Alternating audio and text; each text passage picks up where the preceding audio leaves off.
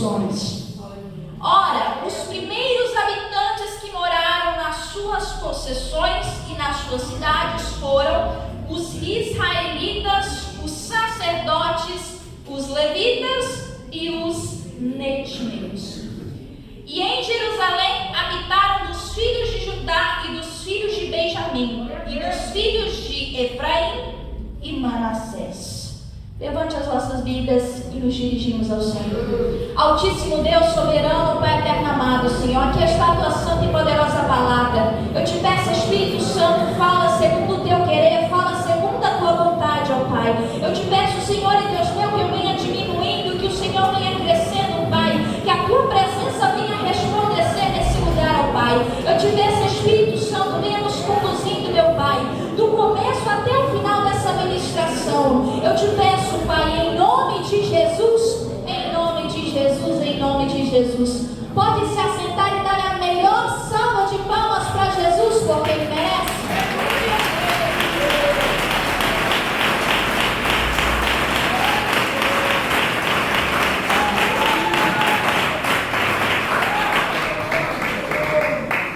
Aleluia, Jesus. Deus seja louvado.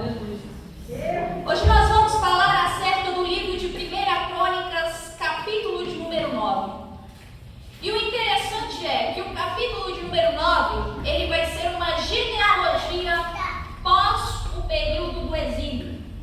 Talvez muitas pessoas tenham ouvido muitas palavras, mas nunca tão mencionada a genealogia, que aliás, algumas pessoas costumam pular essa parte da Bíblia Sagrada. Mas o interessante é que sim, na genealogia, Deus ele também tem algo a falar em nosso meio. Através do livro de 1 Crônicas, capítulo de número 9, o Senhor ele tem algo a revelar ao meu e ao teu coração aqui. Quem crê, diga glória a Deus nessa hora. E eu já quero aqui deixar um tema claro dessa mensagem.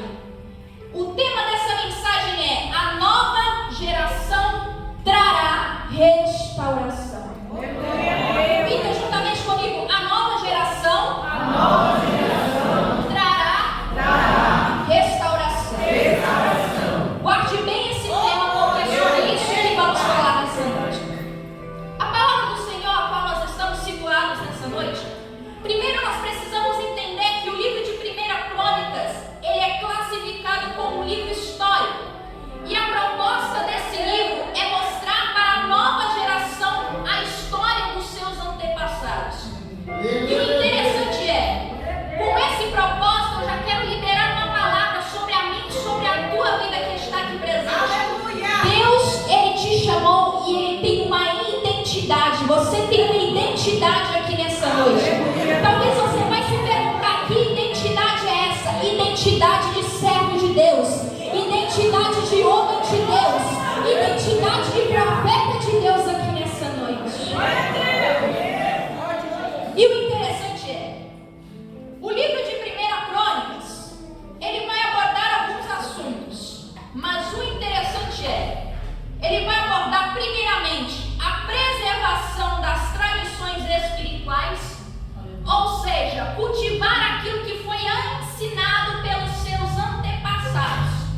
Porque desde já eu quero falar aqui nessa noite que tem muitas pessoas que conhecem a palavra de Deus, tem muitas pessoas que já ouviram a lei do Senhor, aquilo que é pregado no culto de segunda a segunda, mas mesmo assim não tem sido praticante da palavra de Deus. E desde já eu quero te falar aqui nessa noite: o Senhor quer que eu e você sejamos praticantes da palavra de Deus. Não basta sermos apenas aquele que ouve a palavra de Deus, mas temos que ser praticantes das Escrituras Sagradas. O segundo tema mencionado nessa palavra é a importância da lei e do sacerdócio, ou seja, o culto sacro, ou seja, santo. E 3, a esperança de Israel em uma promessa. Que promessa era essa, Beatriz? Que viria um dos descendentes de Davi, que viria reinar e sentar no seu alto e sublime trono. Quem é esse? Jesus de Nazaré. E o interessante é, nesses 3 propósitos no livro de 1 Crônicas,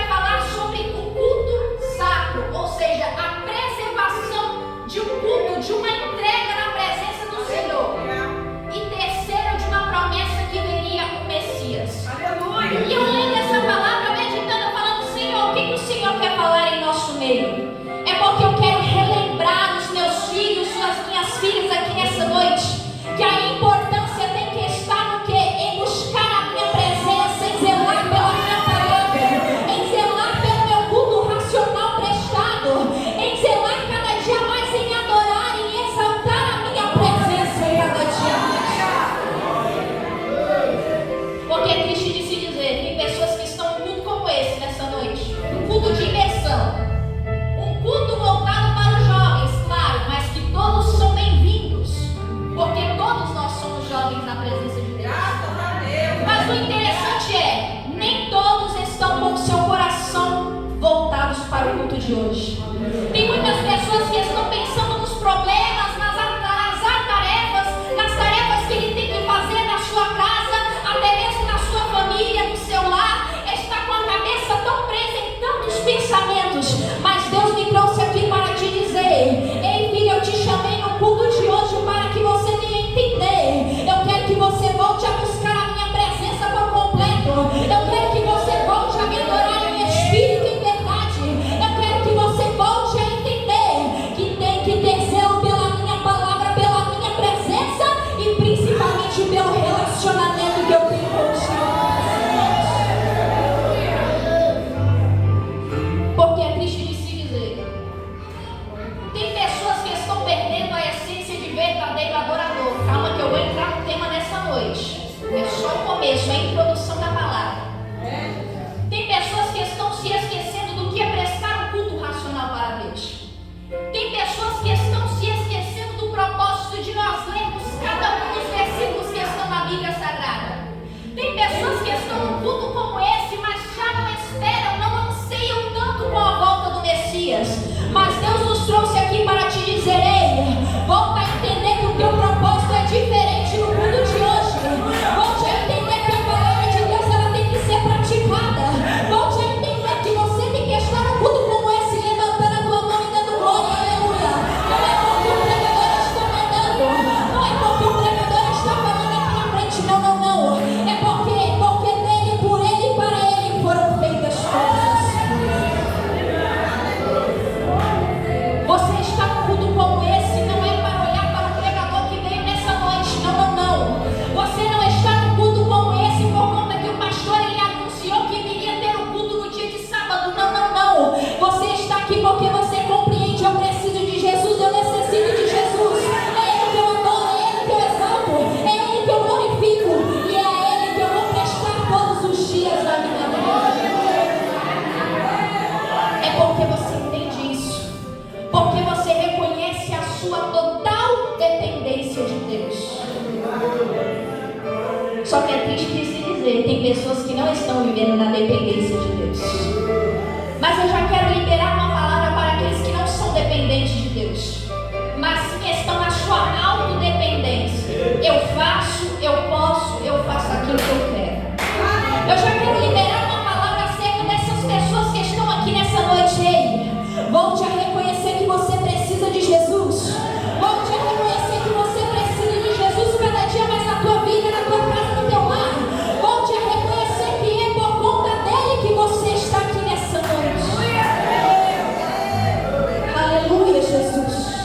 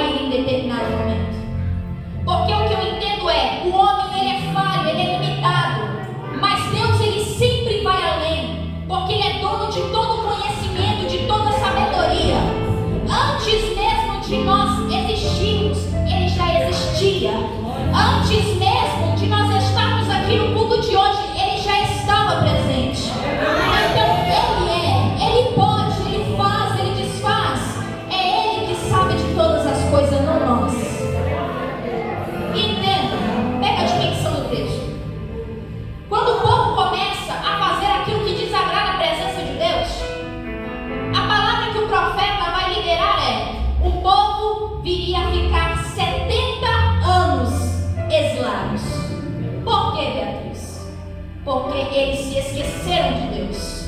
Eles estavam vivendo segundo a sua própria vontade. Eles estavam se esquecendo que o propósito deles era de adorar a Deus, era de seguir a Deus cada dia mais, era de caminhar cada dia mais com a presença de Deus lado a lado deles. E tem pessoas aqui que estão presentes no culto de hoje. Eu sinto muito lhe dizer, mas como serva de Deus eu tenho que te falar aqui nessa noite. O Espírito Santo, quando eu estava lendo, meditando nessa palavra, o Espírito Santo tocava o meu coração e dizia: filha, tem muitas pessoas que estão no culto de hoje, mas estão com o seu coração longe da presença de Deus. Os seus propósitos não são mais os propósitos de Deus. Os seus pensamentos já não são mais as coisas de Deus. Mas Deus me trouxe aqui para te dizer: ei, volte a pensar, volte a fazer as coisas conforme a ideia da presença de Deus aqui nessa noite. Pode bater palmas e glorificar a presença do Senhor.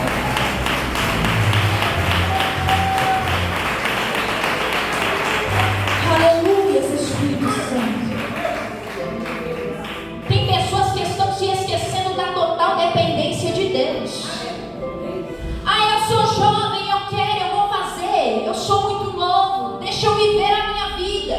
Deixa eu seguir os meus próprios caminhos. Não, não, não. O Senhor te chamou aqui nessa noite para te dizer: ei, mas vale você andar no meu caminho conforme a minha palavra, porque eu sou Deus que vou te abençoar. Mas vale você estar no meu caminho andando conforme a minha palavra, porque eu sou Deus que vou te abençoar cada dia mais.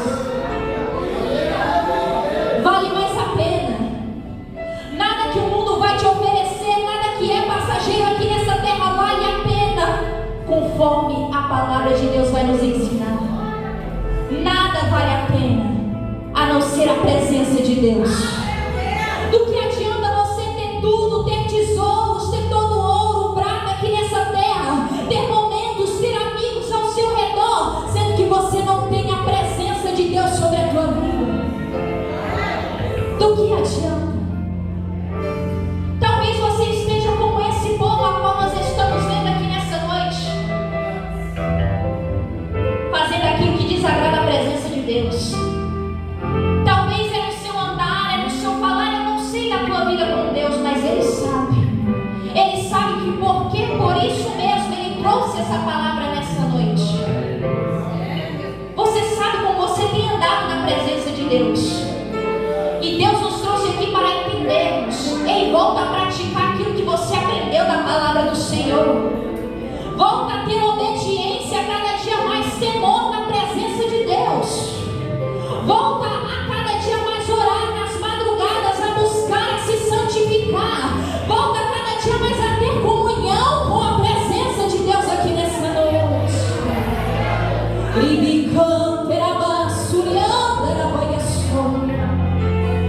Estamos chegando em um tempo que as coisas têm se apertado sobre a vida de muitos. E você tem se perguntado até mesmo: por que, Beatriz? Por que minha vida tem andado dessa maneira, desse jeito? Talvez tenha sido algo que você tem feito que não tem agradado a presença de Deus.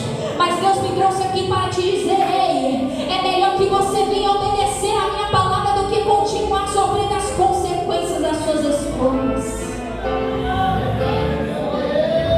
É melhor que você volte a viver no centro da minha vontade, porque aí eu vou te abençoar cada dia mais. Porque tem pessoas que estão invertendo as coisas. Ah, Beatriz, eu tenho livre-arbítrio, eu faço aquilo que eu quero, eu faço da maneira que eu quero. Não, não, não. Tudo que estamos fazendo aqui é para a glória dele, então é conforme a vontade dele aqui nessa noite. Não é conforme a nossa vontade. O que a palavra vai nos ensinar? Não vivo mais eu, mas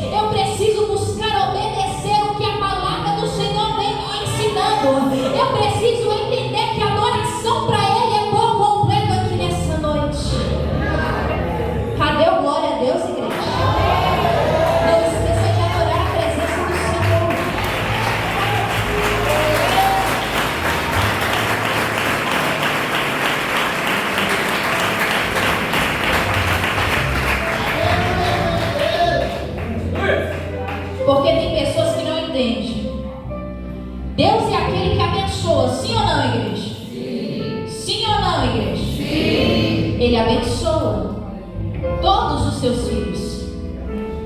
Mas também tem uma outra parte da história que não é muito pregada, talvez. Que ele também é um Deus de correção. Ele é um Deus que muitas vezes, se ele te vê no errado, se ele vê que você está querendo cair, tropeçar, ele é o mesmo Deus que fala: filho, não vai por aí. Filho, não é dessa maneira. Filho, pense bem antes de você fazer, porque se você fazer, não vai ter volta. O nosso Deus, a qual nós servimos e adoramos, ele também é um Deus que fala e que nos corrige também. Tem muitas pessoas que estão vivendo num culto como esse, que estão cada dia mais na presença de Deus, e já não sentem mais a presença de Deus como antes, sabe por quê? Devido à desobediência, devido às suas falhas que você tem cometido diante da presença de Deus. Por isso que aquele povo também foi exilado. Por isso que aquele povo veio a sofrer, veio a padecer por um tempo. Porque devido à desobediência. Porque se não existisse a desobediência, eles não viriam ser exilados. E por isso eu e você estamos aqui nessa noite para compreendermos. Se você não quer viver por sérias consequências na tua vida, se você não quer nem mesmo passar por momentos difíceis, ou seja, ser corrigido, viver severas consequências sobre a mim, sobre a tua vida, obedeça a palavra de Deus. É melhor que você venha obedecer o que a Escritura Sagrada vem te dizendo cada dia mais, do que você passar por um período doloroso na tua vida, até mesmo de você chorar na presença de Deus e não sentir a presença do Senhor. Tem pessoas que estão vazias no culto de hoje.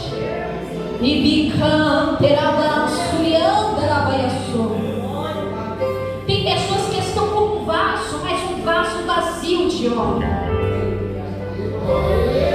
Por que, Beatriz? Porque já não carrega mais a presença de Deus. Ah, por que eu não carrego mais a presença de Deus, pregadora? Devido às suas próprias escolhas. Aquilo que você tem feito que desagradou a presença de Deus. Mas Deus me trouxe aqui para te dizer: ei, chegou o tempo de eu voltar a derramar da minha presença sobre a tua vida. Chegou o tempo de você se achegar à minha presença como você nunca se achegou antes. Chegou o tempo de mudança na tua vida. Chegou o tempo de eu fazer algo ao teu favor. Mas o Senhor também fala em noite de você se arrepender primeiramente.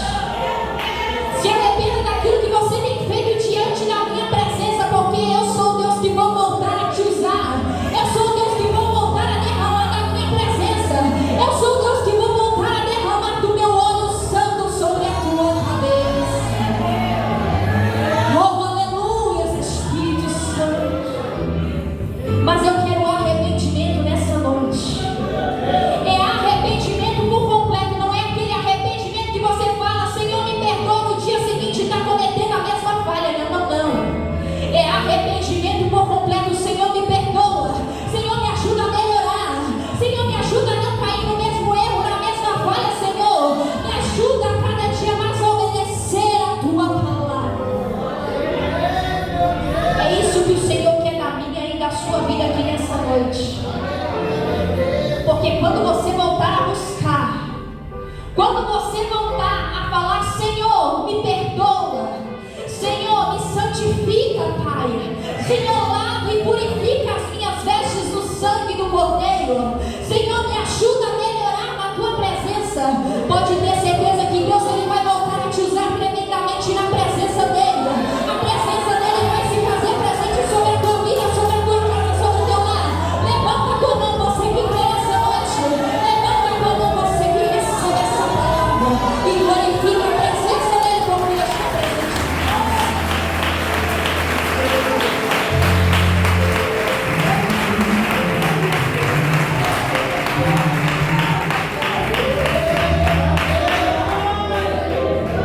Porque o Senhor vai vir com restauração sobre a tua vida. Mas o Senhor está falando: primeiro se arrependa. Primeiro melhore na minha presença. Melhore, porque certamente você vai ver aquilo que eu vou fazer ao teu favor.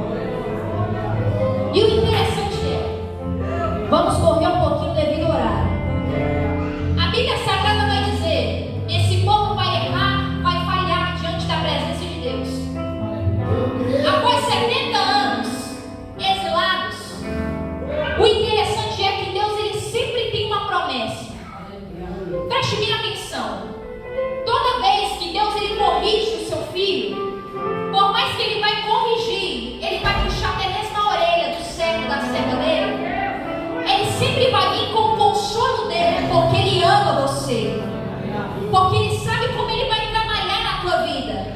Porque Ele sempre vai saber a forma a qual Ele vai te moldar como vaso diante da presença dEle. E a promessa era que remanescentes viriam retornar no período pós-exílio. Nem todos viriam padecer. Nem todos que estavam ali iriam continuar da mesma maneira, porque Deus estava vindo com uma promessa de mudança. Que mudança era essa? O povo viria retornar. Mas o interessante é, para que eles viessem retornar, tinha que ter mudança. Tinha que ter mudança de comportamento. Aquele povo tinha que aceitar a vontade de Deus primeiramente. Aceitar a correção vinda da parte de Deus. E depois se arrepender por completo. E o interessante é, quando eles se arrependem, nós chegamos no capítulo de número 9. Assim, todo Israel foi contado pelas genealogias. E eis que eles estão escritos nos livros dos reis de Israel e de Judá, que foram levados para a Babilônia por causa das suas transgressões. Ora, os primeiros habitantes que moraram nas suas possessões e nas suas cidades foram os israelitas, os sacerdotes, os levitas e os netineus. O interessante é, nem todos